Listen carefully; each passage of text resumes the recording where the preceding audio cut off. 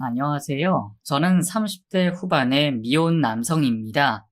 아직은 마음에 맞는 짝을 찾지 못해 싱글로 지내고 있지만 사실 저는 지금 무척이나 마음이 넉넉하고 행복합니다. 그건 바로 저의 특별한 인연 때문입니다. 저는 현실주의자로 인연과 운명을 잘 믿지 않았었지만 그 일을 겪고 보니 세상에 정말 운명이라는 게, 인연이라는 게 있다는 생각이 듭니다. 돌고 돌아 다시 만난 저의 귀한 인연 덕분에 저는 앞으로 살아가는 데 있어서도 무척이나 든든해서 이런 생각이 드는 것 같습니다. 그럼 제가 지금부터 저의 특별한 인연에 대해 전해보겠습니다. 저희 부모님은 어려운 형편 속에서도 저에 대한 지원을 아끼지 않으시고 저를 무척이나 사랑해 주셨던 분들입니다. 덕분에 저는 부족한 형편에 하고 싶은 건 다 하고 살았고 학창 시절 돈이 많이 드는 운동도 할 수 있었죠. 어찌 보면 부모가 자식을 아끼고 사랑하는 게 당연한 일이겠지만 제게는 그저 당연한 일이 아니었습니다. 제게 그런 애정과 관심을 아낌없이 전해주셨던 제 부모님이 저의 친부모님이 아니었기 때문입니다. 저는 어렸을 적 친부모를 잃고 지금의 양부모님 밑에서 자란 그분들의 양아들이었습니다. 양부모님은 없는 집에서 태어나 많이 배우지도 못하고 가난을 되물림 당하듯 어렵게 살아오셨으면서도 남의 자식에게도 친자식처럼 아낌없이 투자해 주셨습니다. 저는 그런 부모님께 늘 감사했고 모자람 없이 바르게 잘 자랄 수 있었던 것 같네요. 제가 어쩌다가 친부모를 잃고 그분들 손에 키워지게 되었는지는 사실 정확하게 설명하기가 어렵습니다. 너무 어렸을 적이라 기억이 잘 생각나지 않아서예요. 드문드문 떠오르는 상황들과 당시 양부모님의 말씀을 종합해보면 저는 가족들과 여행을 갔다가 길을 잃었던 것 같습니다. 하지만 정확히 어디에서 여행을 떠나왔고 제가 살았던 지역을 알 수 없었어요. 보호자 없이는 다닐 만한 나이가 아니었던 제가 여행 중에 어쩌다 혼자 행선지도 모르는 버스에 오르게 되었고 연고도 없고 알지도 못하는 외딴 곳에서 내려 정처 없이 거리를 떠돌아다녔던 것 같습니다. 처음으로 버스를 타보고 길을 잃고 울고 있었던 것은 기억이 나지만 어쩌다가 혼자 버스를 타게 되었고 제가 어디서 왔는지는 도통 기억이 나지가 않았습니다. 겨우 4~5살 정도 되어 보이던 제가 어쩌다 그렇게 되었는지는 모르겠지만 결국 저는 주변에 도와주는 어른 하나 없이 정처 없이 처음 보는 그 거리를 떠돌아다니게 되었나 봅니다. 그때 우연히 저를 발견하신 양부모님이 저를 만나 가족을 찾도록 도와주려 하셨지만 별 소용이 없었습니다. 그때 저는 말이 느린 어린아이였고 길을 잃었다는 충격 때문인지 제 이름도 살던 곳도 아무것도 말을 하지 못했다고 합니다. 정확한 나이도 몰랐지만 대충 신체 나이를 보고 4~5살쯤 되었다고 예상하셨다는데 어쩌면 그보다 나이가 많거나 더 적었을 수도 있는 거였죠. 제가 버스를 타고 그곳에 도착했다는 것도 나중에서야 떠올린 기억이었으니까요.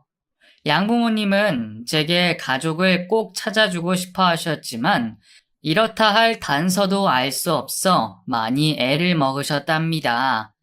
처음에는 당연히 길을 잃은 줄 알고 경찰에 미아 신고도 하고 주변에 아이 잃은 부모가 없는지 직접 수소문까지 하고 다녔는데 어디에서도 제 부모님을 찾지 못하셨다고 해요. 두 분은 제가 어디서 왔는지를 모르셨으니 찾기도 쉽지가 않으셨을 거예요. 아이를 잃어버린 부모가 찾아다녀서 금방 나타날 줄 알았는데 몇 달이 지나도록 아이 부모의 소식이 없다 보니 두 분은 결국 길을 잃은 아이가 아니라 버려진 아이일 거라 생각하셨던 것 같습니다. 그렇게도 생각하실 수 있는 것이 제가 길에서 며칠을 지냈던 건지 몰라도 행색이 그리 좋지 않았던 모양이에요.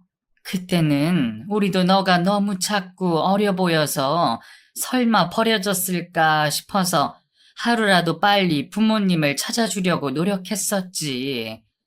근데 경찰 쪽에서도 계속 소식이 없고 주변에서도 애를 찾는 사람이 도통 나타나지를 않으니까 그제서야 이상한 생각이 들더구나. 세상이 험할 때라 혹시 TV에 나온 것처럼 어려운 상황에 아이를 버리고 떠난 것은 아닌 건지. 그래서 기다려도 찾아오는 소식이 없어서 결국 우리가 너를 거두기로 한 거야. 없는 우리 형편에 너를 데려온다는 게 우리 욕심일지도 모르겠지만 그때는 그게 최선이라고 생각했어. 길 잃고 울던 너를 그냥 보육원에 보낼 수가 없었거든.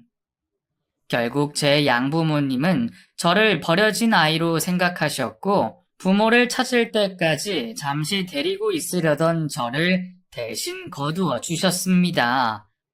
두 분은 오랫동안 아이를 얻지 못해 마음고생이 심하셨던 분들이셨어요.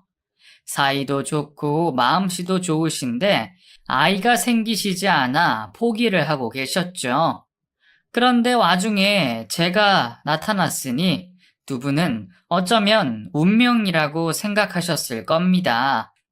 결국 저는 그렇게 지금의 부모님을 만나 새로운 나이와 이름을 가지고 새로운 인생을 살게 되었습니다. 그래도 좋으신 분들을 만나서 참 다행이었죠. 혹시 나쁜 어른들을 만나 앵벌이라도 당했으면 어쩔지 지금도 끔찍한 생각이 듭니다. 다행히도 좋은 분들을 만나 그분들의 친아들처럼 아낌받고 키워졌던 저는 부족함 없는 유년 시절을 보낼 수 있었습니다. 어려서부터 뛰어다니고 몸쓰는 것을 좋아했었던 저는 무엇이든 운동하는 것을 좋아했었고 부모님의 지원 아래 어린 나이부터 축구를 배우게 되었습니다. 처음에는 축구가 그렇게 돈이 많이 드는지도 몰랐고 그냥 학교에서 공을 차는 저에게 재능이 있다는 감독님의 말을 믿고 부모님께 조르게 되었어요. 하지만 본격적으로 시작하고 나서야 축구를 배우면서 적지 않은 돈이 든다는 것을 알게 되었죠. 그리고 당연히 그 비용이 저희 부모님에게 부담이 된다는 것을 알 수 있었습니다. 저희 집 형편이 평균만 되었더라도 돈 걱정은 없었을 텐데 저희 부모님은 그것보다도 형편이 넉넉하지 못하셨습니다. 하지만 저는 늘 바르고 열심히 사시는 부모님을 원망해 본 적 없습니다. 항상 저를 위해서는 많은 것을 해주신 분들이셨고 축구를 하고 싶어 하는 저를 위해서 운동 또한 지원을 해주고 싶어 하셨습니다. 그래서 두 분은 어떻게든 제가 운동을 계속할 수 있도록 도와주셨습니다. 어머니가 부업을 늘리고 아버지가 일을 더 하시더라도 제가 축구화를 신고 운동장을 계속 뛸 수 있게 만들어 주셨죠. 덕분에 저는 열심히 운동장을 달리며 축구 선수의 꿈을 키워갔습니다.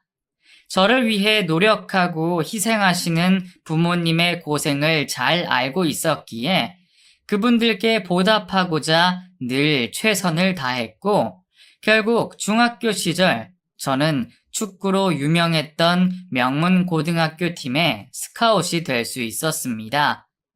그때만큼 기뻤던 기억이 별로 없는 것 같네요.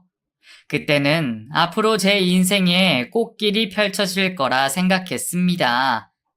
운동은 내가 열심히 한 만큼 결과가 나오는 것이고, 힘들고 포기하고 싶어도 제가 꾸준히 노력만 한다면 어떻게든 성공할 수 있을 거라 예상했으니까요. 거기다 전국 단위 우승권에 있는 축구부에 들어갔기에 프로의 꿈이 멀지 않게 느껴졌어요. 하지만 인생은 제 뜻처럼 흘러가지 않았습니다.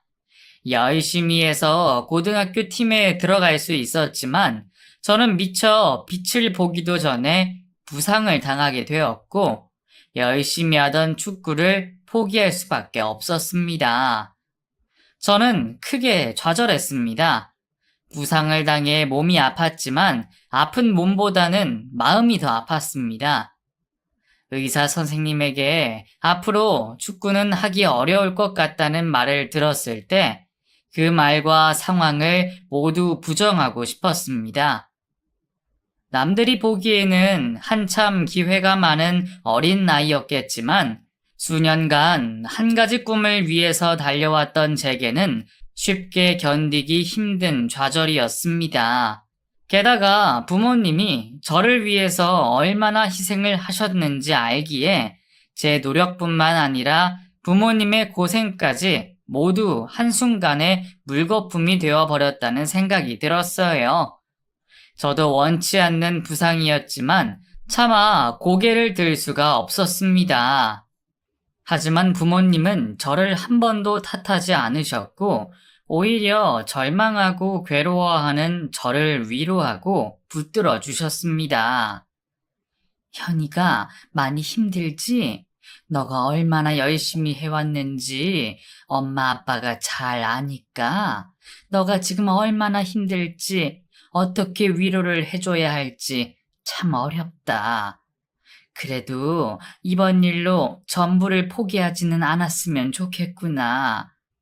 지금까지 네가 좋아하고 해오던 일을 포기해야 한다는 건 어렵고 두려운 일이지만 현익이 너한테는 아직 더 많은 기회가 있단다. 지금 당장 새로운 꿈을 찾지 못하고 그럴듯한 일을 하지 못하더라도 다 괜찮아. 엄마 아빠는 그냥 현익이 너가 행복했으면 좋겠어. 우리가 너 뒷바라지하면서도 네가 대단한 선수가 돼서 우리한테 보답하기를 바란 적은 한 번도 없었다. 물론 너 스스로가 만족할 성과를 내면 더없이 기쁘겠지만 모두 너의 행복을 위해서 행동한 거였어. 그러니까 지금도 우리는 부담 갖지 말고 너가 하고 싶은 걸 했으면 싶구나. 제 앞에서 조심스럽게 위로를 전하시는 부모님의 말씀을 건성으로 들을 수가 없었습니다. 당장 꿈을 잃게 된 것은 너무 상처가 컸지만 제가 행복하기만을 바라신다는 부모님을 위해서라도 제가 하루빨리 슬픔을 딛고 다시 일어서야 했습니다. 그리고 제가 또다시 무슨 일을 하더라도 응원을 아끼지 않으시겠다고 하셨죠. 결국 저는 그런 부모님 덕분에 다시 일어설 수 있었습니다. 그래도 배운 게 도둑질이라고 아주 다른 길을 선택하지는 못하겠더라고요. 오랫동안 운동을 해왔던 저는 운동을 했던 경험을 살리기 위해 체육학과에 들어가기로 결심했습니다. 제가 직접 선수가 될 수 없다면 가르치는 일이라도 하고 싶었거든요. 물론 새로 마음먹은 꿈도 쉽지는 않았습니다. 체육학과를 들어가려면 공부도 어느 정도 해야 했는데 그동안 축구 선수의 길만 걸으며 공부 한번 한 적 없던 저는 성적이 완전히 바닥이었으니까요. 기초가 전혀 없던 탓에 제가 공부를 해서 대학을 간다는 것이야말로 기적이나 다름없는 일 같았습니다. 이제 와서 공부를 시작한다고 해도 얼마나 걸릴지, 대학 진학을 할 수나 있을지가 미지수였죠. 그래도 저는 어렵게 다시 잡은 목표를 포기할 수 없었고, 맨 땅에 헤딩하는 심정으로 공부를 시작하게 되었습니다. 정말 아무것도 없는 맨바닥에서 시작해서 오히려 다행일지 모르겠네요. 저는 중학교 기초과정부터 다시 공부를 시작했고, 아무것도 모르는 탓에 무작정 책과 문제집을 달달 외우며 공부를 하게 되었습니다. 공부도 결국 체력 싸움인 건지 저는 운동을 하며 기른 정신력으로 오랫동안 공부를 할 수 있었고, 느리지만 조금씩 목표를 향해 전진할 수 있었습니다. 결국 뒤늦게 공부를 시작한 저는 재수를 하기는 했지만 무사히 바라던 대로 체육학과에 들어갈 수 있었습니다. 부모님은 자식인 제가 대학 생활을 하게 된 것을 굉장히 뿌듯해 하셨습니다. 저희 부모님은 형편 때문에 꿈도 꾸실 수 없던 일이기에 대학생이 된 저를 무척이나 자랑스러워 하셨습니다. 그런 부모님을 위해서 제가 장학금이라도 받으며 학교를 다녔더라면 더 좋았겠지만 아무리 열심히 해도 그 정도 성적은 아니었네요. 그래서 저는 장학금 대신 아르바이트를 해서 생활비와 학비를 충당하기로 했습니다. 체육학과 학생이다 보니 아르바이트도 그런 쪽으로 구하기가 쉬웠어요. 선배들을 통해 스포츠센터나 운동 관련 시설에서 아르바이트를 할 수 있었습니다. 그러다가 트레이너라는 직업을 접하게 되었습니다. 그때는 지금처럼 헬스가 대중화되지 않았고 트레이너 직업에 대한 인식이 뚜렷하지 않았지만 이미 해외에서는 각광받는 직업에 열심히만 하면 큰 돈을 벌 수 있다고 듣게 되었습니다. 그렇게 트레이너라는 직업에 관심을 가지게 된 저는 학교를 다니면서 트레이너 일을 하게 되었고, 직접 몸을 만들어 보디빌딩 선수로도 참여를 하게 되었습니다. 얼떨결에 시작하게 된 일이었지만 트레이너 일이 생각보다 저와 잘 맞았습니다. 흥미도 생기고 일을 배우다 보니 언젠가는 이 직종이 뜨겠다 싶은 자신까지 생겼죠. 아무리 체육학과라고 하더라도 대학생은 과제와 시험을 치르고 학교 생활을 해야 했기에 학교를 다니면서 일도 하고 선수 준비까지 하는 건 쉽지 않았지만 저는 뒤늦게 관심이 생긴 그 일을 위해 열심을 다하게 되었습니다. 덕분에 학창시절부터 일찍 일을 시작해 제 학비도 벌 수 있었고 경험과 경력도 일찍부터 쌓을 수가 있었습니다.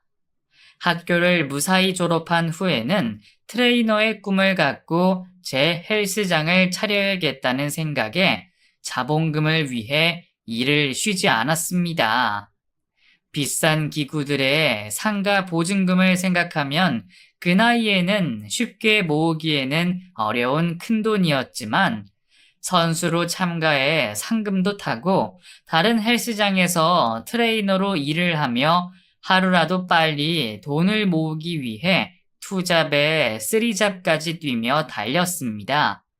그러다 보니 결국 몇 년 사이에 제 체육관을 차릴 수가 있었네요. 거기까지 해내기가 무척이나 어려웠지만 그래도 돈이 돈을 불러오는지 직접 헬스장을 차린 후에는 이전과 비교할 수 없이 많은 안정적인 수입을 벌 수 있었어요.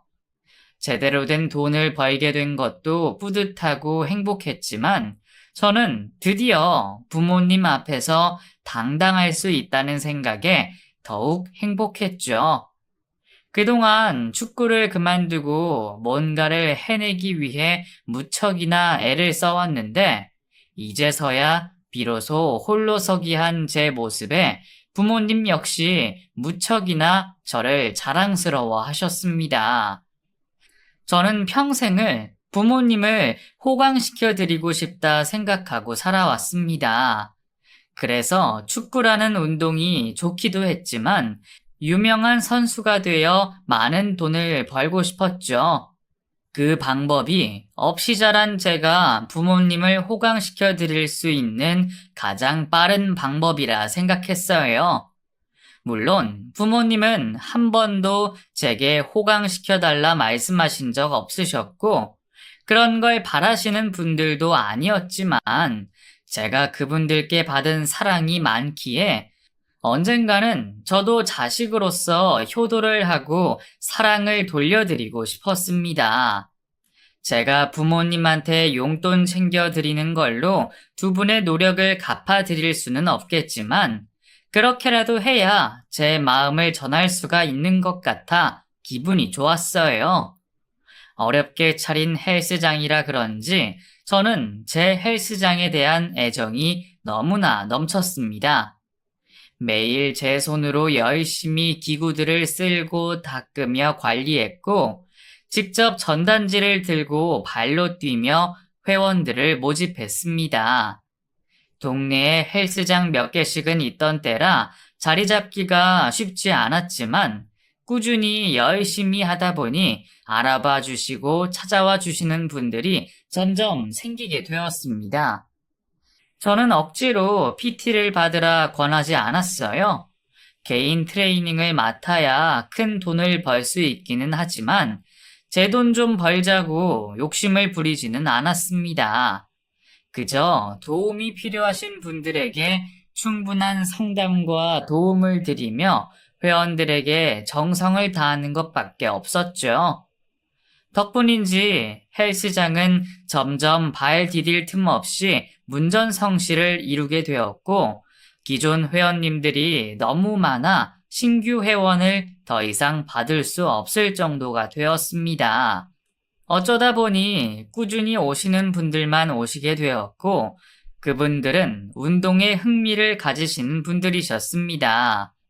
애초에 관심이 있으신 회원님들이 많아서 그런지 PT를 원하시는 분들도 덩달아 많아지게 되었고 제가 적극적으로 영업을 하지 않았음에도 제게 트레이닝을 받고 싶어 하시는 분들이 많아지셨습니다. 아마 거기에는 제가 여러 대회에 나가서 상을 타왔던 이력도 한몫했겠죠. 덕분에 저는 매일 바쁘고 열심히 살게 되었고 그만큼 돈도 많이 벌 수 있었습니다. 축구를 그만두고 갈피를 잡지 못했던 제 인생에 다시 한번 기회가 찾아온 거라 생각했습니다. 하지만 그때나 지금이나 사람 일은 정말로 모르는 일인가 봅니다. 잘 되던 헬스장에 예상치 못한 위기가 닥쳐오게 되었습니다. 아무도 예상 못한 코로나가 터지게 되었던 것이죠. 처음에 코로나가 시작되며 다들 마스크를 착용하고 외부 활동을 삼가면서 기존 손님들이 절반 밑으로 확 떨어지게 되었습니다. 그래도 그때도 여전히 오실 분들은 오시고 저도 혹시나 싶어 매일 소독을 하며 방역에 조심을 하며 헬스장을 운영하고 있었습니다.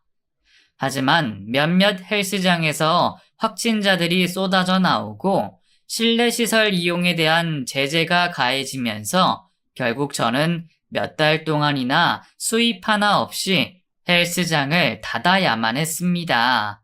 한 달에 1,000만 원이 넘는 월세는 매달 나가지. 손님이 없어도 직원들 월급은 줘야 하지. 매달 나가는 돈만 수천만 원이었죠. 처음에는 금방 끝날 거라 코로나 또한 감기처럼 변할 거라 생각하며 버텼습니다.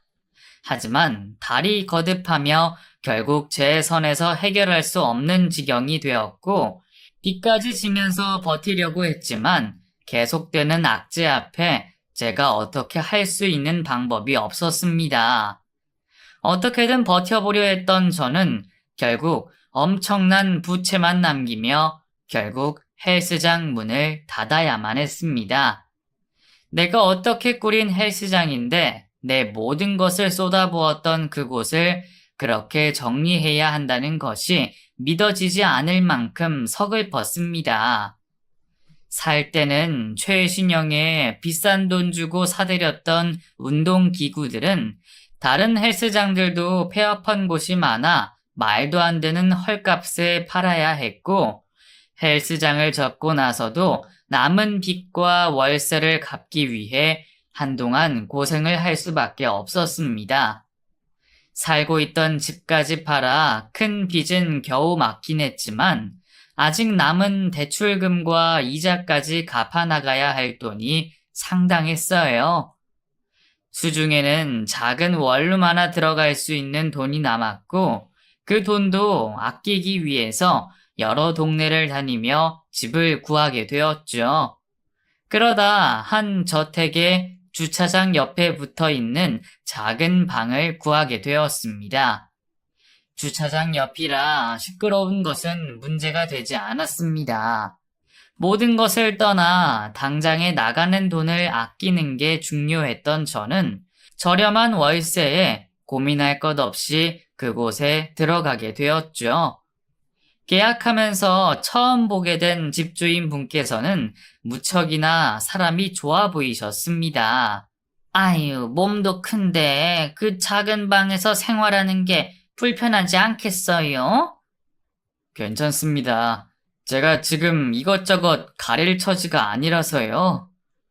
그렇게 말해도 총각이 내 아들과 비슷한 나이대로 보여서 마음이 아프네.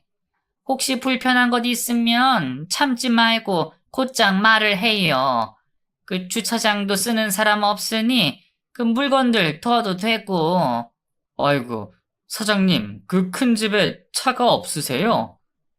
아니, 있었는데 그 몇 년 전에 우리 남편 돌아가시고 나서 다 정리했어요. 아이, 들으셨죠, 사장님? 아이, 그러면 이 가격이 정말 저렴한 거다. 그 주차장 옆인데 차도 없고 그 공간도 쓰고. 아이, 사장님, 그 집주인분 덕에 땡 잡으셨네. 집주인 아주머니께서는 제가 신경이 쓰이셨는지 무척이나 잘해주셨어요. 어려운 형편에 끼니라도 걸을까 싶어 아주머니께서는 저에게 식사도 해주셨죠. 총각, 방에 있어요? 이거 국이랑 반찬들인데 내가 아들 때문에 그 매일매일 해서 좀 먹어보라고. 그 찬이 좀 적긴 한데 그 필요하면 내가 아들 식사 차리면서 갖다 줄 테니 말해요. 매일 아드님의 식사를 차리신다는 아주머니께서는 저에게도 당일한 국과 반찬들을 나누어 주셨습니다. 매일 어머님께서 식사를 차려주신다고 하니 저와 비슷한 나이대라는 그 아들분이 부러웠습니다. 저도 서울 생활을 다 정리하고 부모님이 계시는 지방으로 내려가고 싶었어요. 마음은 굴뚝 같았지만 일자리가 몇 없는 그곳보다는 힘들고 외롭긴 해도 서울에서 돈을 벌어야 했죠. 갚아야 할 대출 원금과 이자, 거기다 생활비까지 당장의 수입이 필요했던 저는 막노동을 나가게 되었습니다. 직업에 천직이 없었기에 막노동을 하고 있는 것에 불만은 없었어요. 오히려 일이 끊기지 않고 계속 나갈 수 있기를 바랬습니다. 하지만 그마저도 쉽지가 않았습니다. 대한민국에 저와 같이 코로나로 인해서 일자리를 잃고 생계를 위해서 이곳에 나오는 사람은 너무나도 많았어요.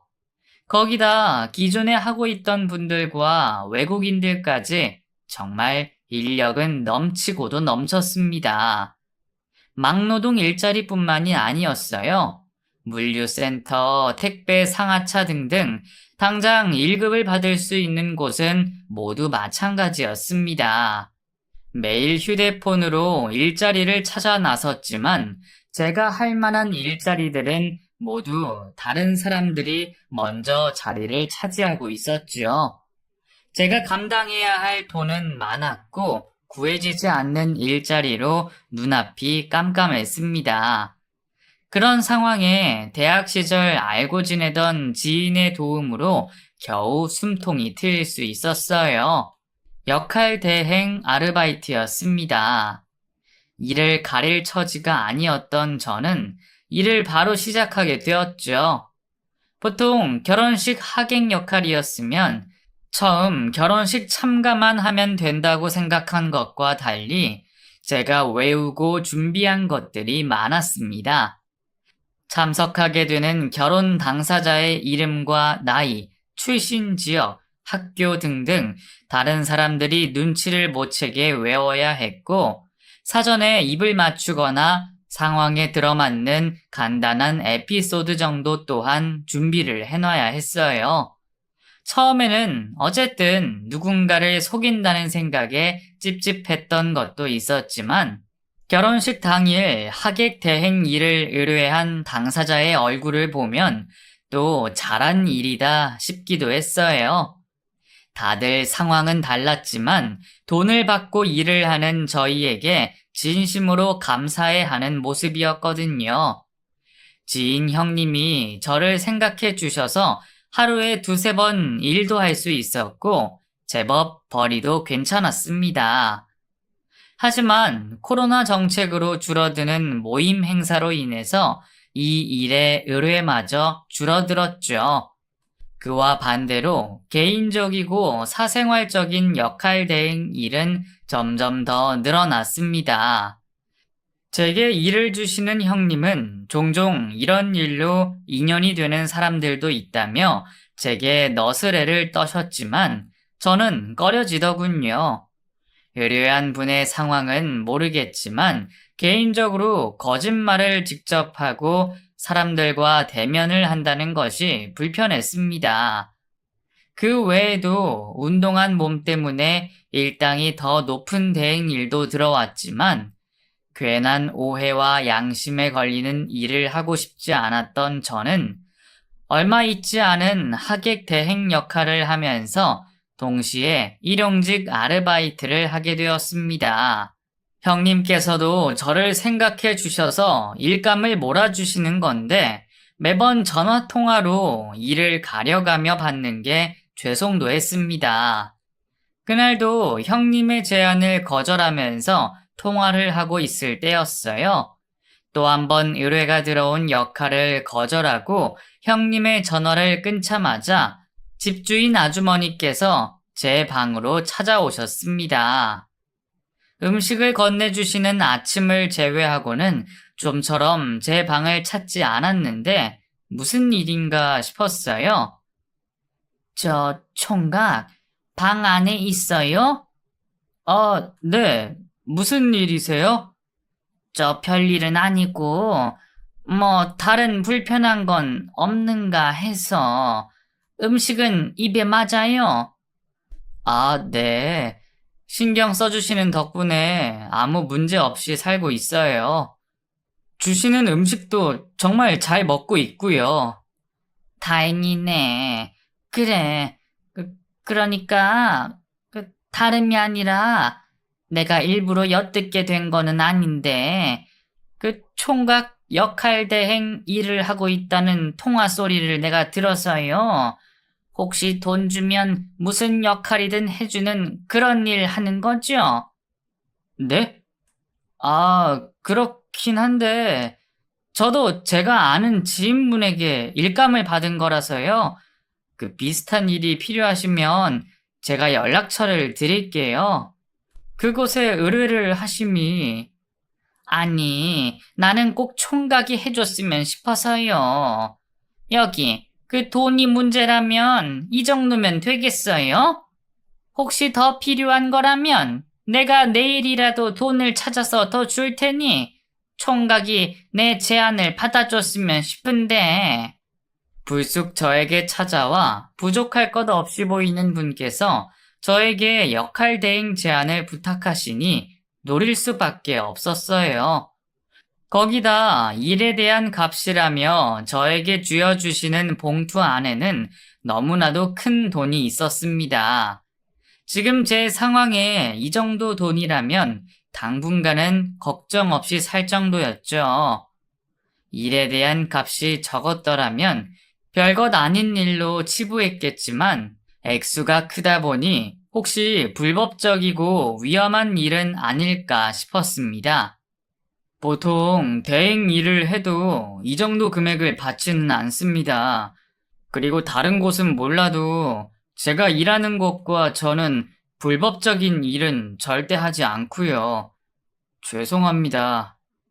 총각에게 피해가는 일도 없을 거고 불법적인 일도 아니에요. 한 달 동안만 내 아들인 것처럼 행동해주면 안 되겠어요? 그 아침부터 밤까지만. 그것도 총각 사정이 있으면 그날은 안 만나도 되고 내가 총각 사생활까지 침범하지 않을게요. 네? 아들 역할이요? 아니, 그걸 왜 저한테? 이유는 묻지 말고 그게 내 유일한 조건이에요.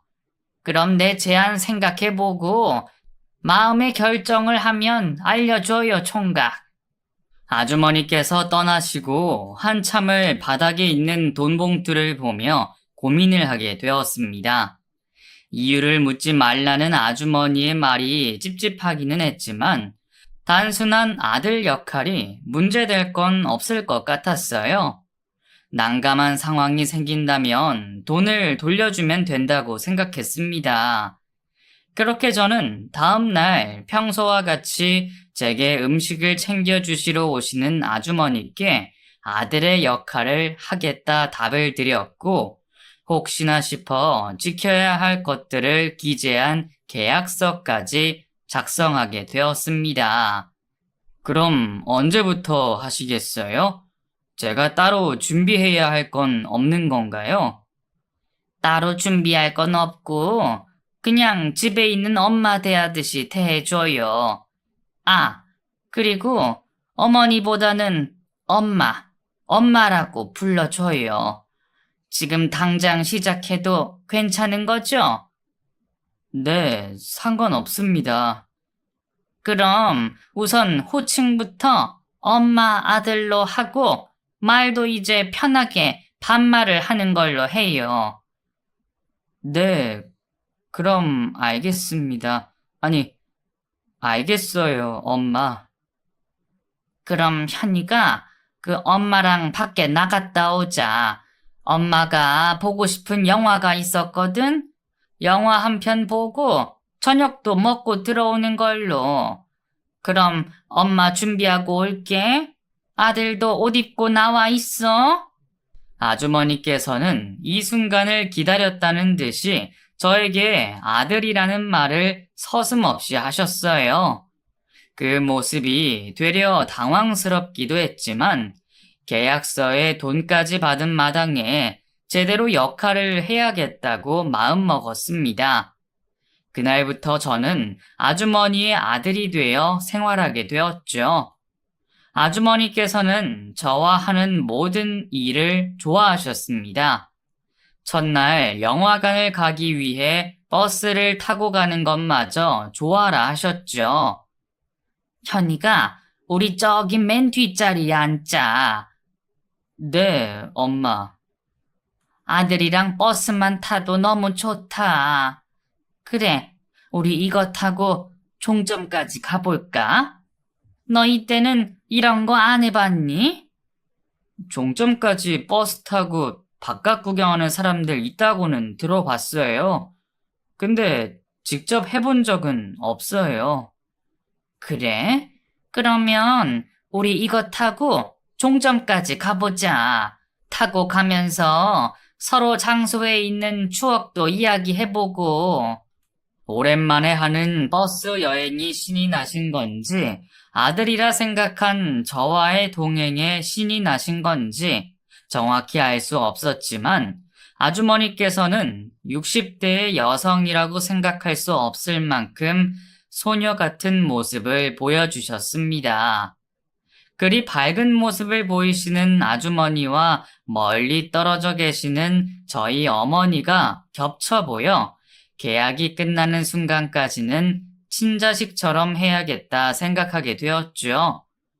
그날 저와 아주머니는 예정에 있던 영화는 뒤로 미루고 여러 대의 버스를 타고 종점까지 왔다 갔다 하였습니다. 별것 아닌 일이었지만 소녀처럼 좋아하시는 아주머니를 보며 저 또한 재미있는 시간을 보내게 되었어요. 그렇게 아주머니는 힘들지도 않으신지 매일매일을 저와 같이 밖으로 나가셨습니다.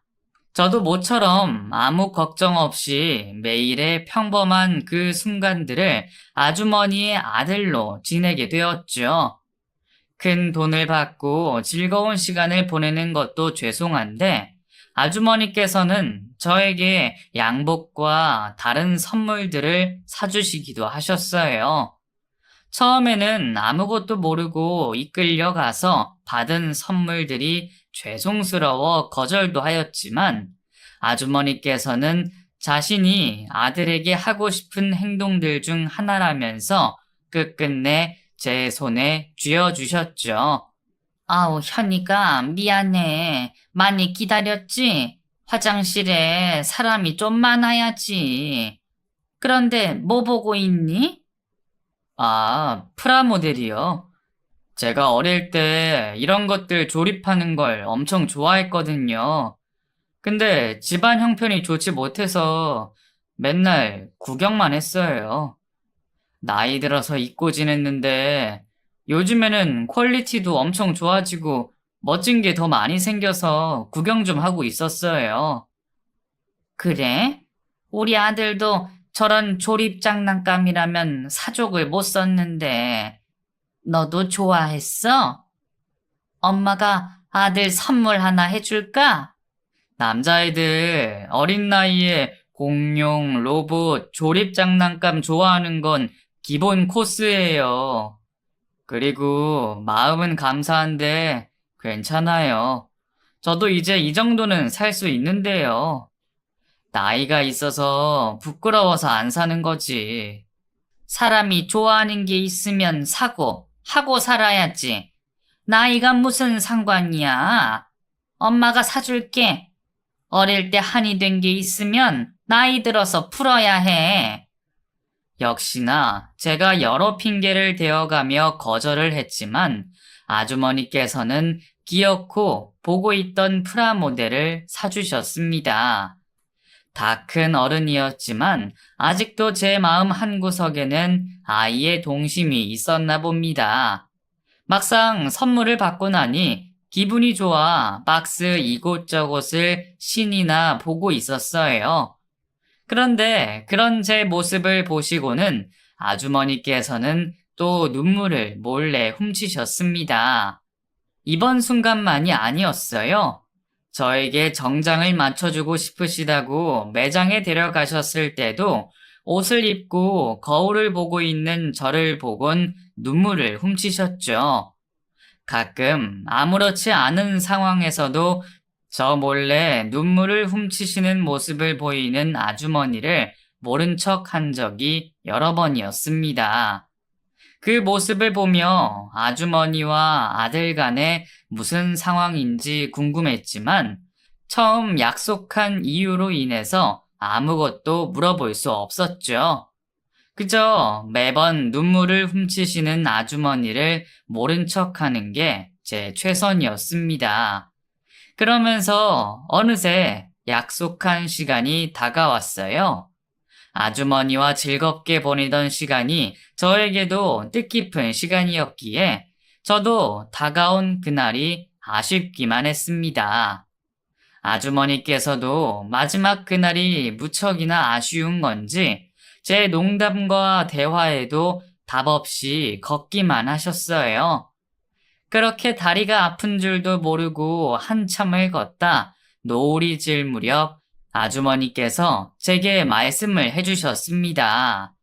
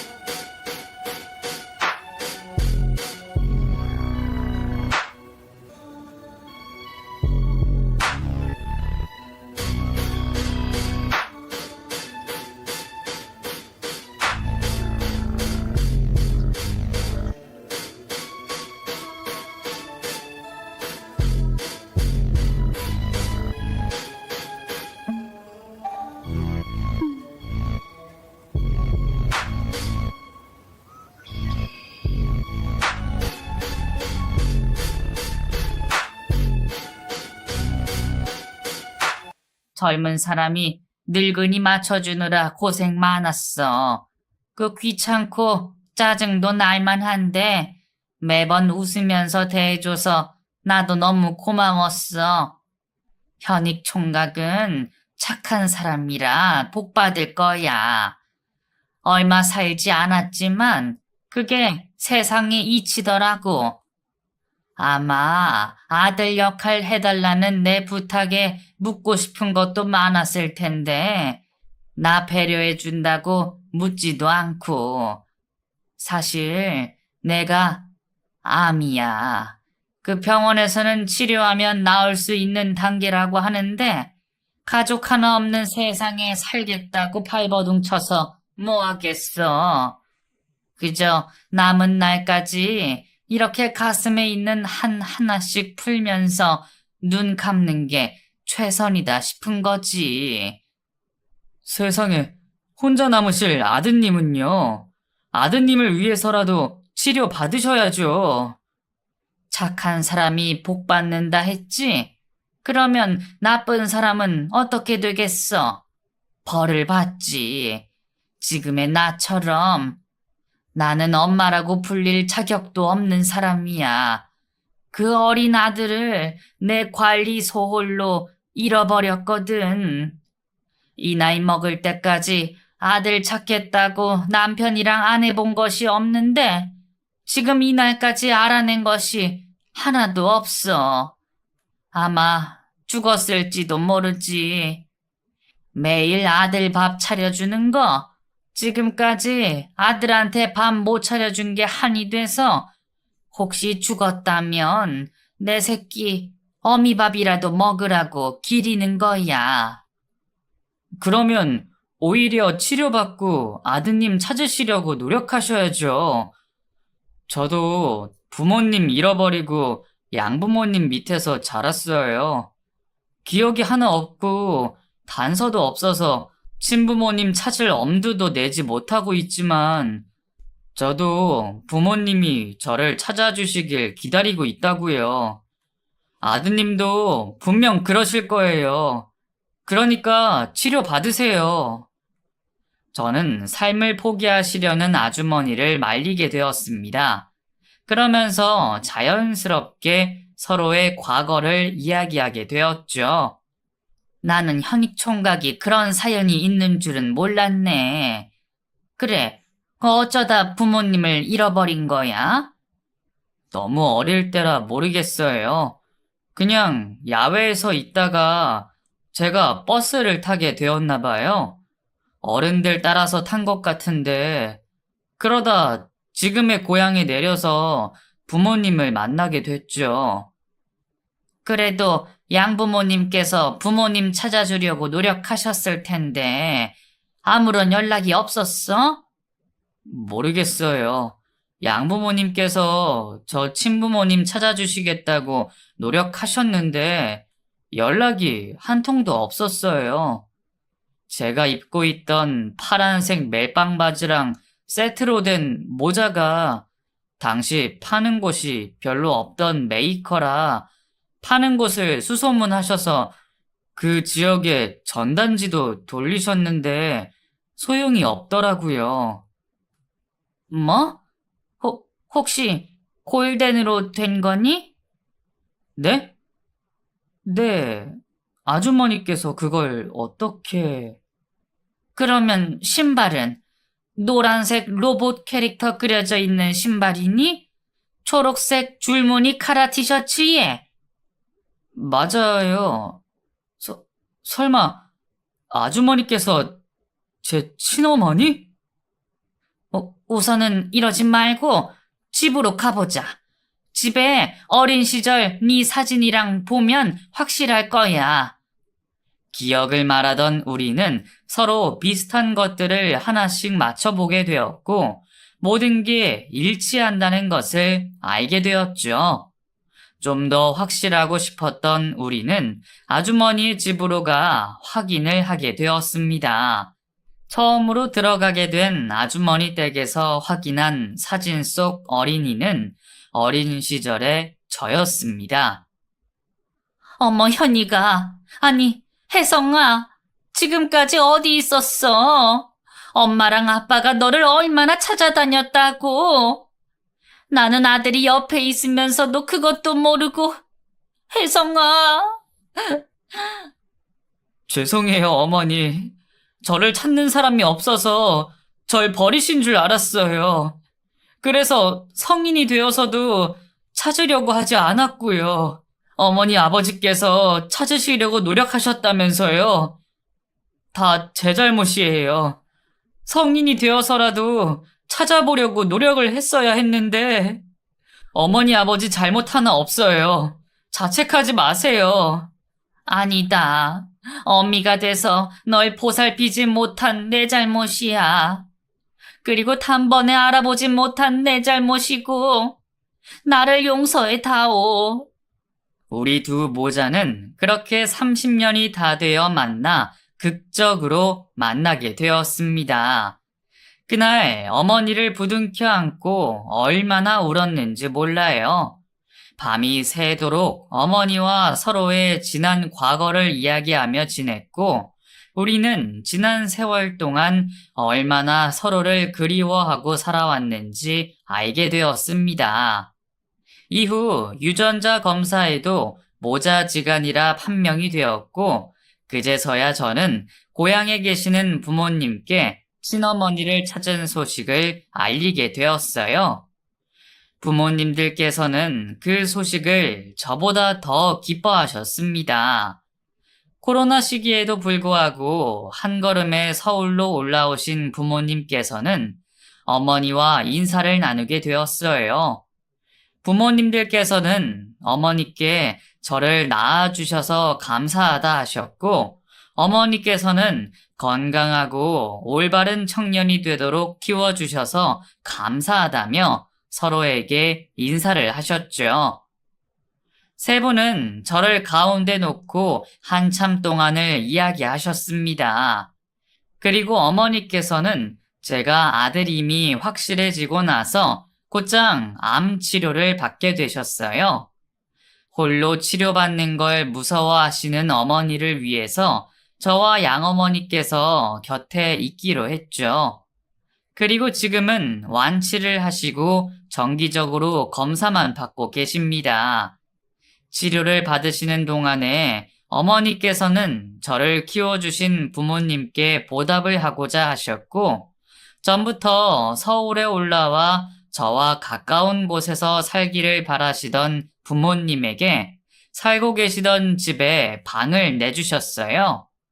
그리고 자리를 잡을 수 있게 두 분이 꾸려가시라고 작은 가게 또한 차려주셨죠. 어머니께서는 저에게도 무리를 하셔 다시 체육관을 차릴 수 있는 도움을 주시려고 했지만 저는 제 힘으로 결과를 보여드리고 싶어 거절을 하게 되었습니다. 지금은 지인의 체육관에서 트레이너로 일을 하며 경력과 돈을 쌓고 있어요. 살면서 친부모님을 만나게 될 거라 상상을 해본 적이 없었습니다. 아주 자그만한 단서도 없었으니까요. 그런데 정말 운명이라는 것이, 기적이라는 것이 있는지 말로는 설명할 수 없는 일이 저에게 생기게 되었습니다. 만약 계속 축구를 하게 되었더라면, 트레이너를 하지 않았더라면, 코로나로 체육관을 폐업하지 않았더라면 등등 너무 많은 가정들이 있습니다. 하지만 그 모든 가정들이 어떻게 되었든 저는 지금의 친어머니를 만났을 거라 생각해요. 자신만 곧게 올바르게 살아간다면 어머니 말씀처럼 복이 올 거라 믿고 있으니까요. 그럼 여러분 가정에도 항상 복이 있길 바라겠고 이만 글을 적겠습니다.